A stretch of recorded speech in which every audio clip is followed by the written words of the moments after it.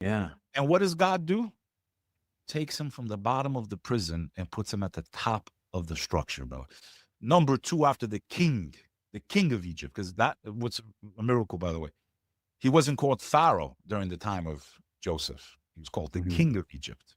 And they've just Yeah. proven that there was one brief period in Egyptian history that there was one time that the leader wasn't called Pharaoh, he was called king. Very interesting, by the way. Yeah. Yeah.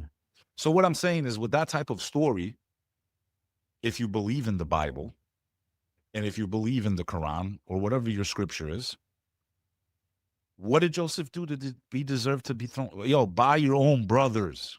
There's a lesson there. Even your own could do you dirty. Even jealousy can corrupt those closest to you. Same thing Yeah. happened with Cain and Abel, right?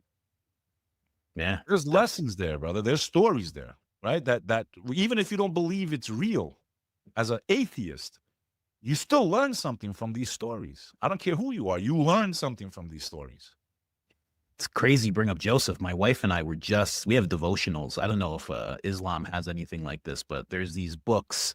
So you have the Bible, but then you also have these devotionals, and it'll kind of guide you through certain scripture. So it'll bring up scripture, and then it'll talk about, how it applies to your everyday life. Or the Y- deeper understanding of the verse. Yeah, yeah, exactly. And it'll In do it Islam, from that's known as tafsir.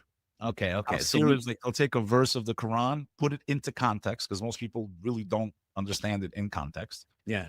and then give you this is why this verse came down, this is when it came down, and this is actually what it means in many different understandings of how it can be applied. Yeah, they tie it to like today.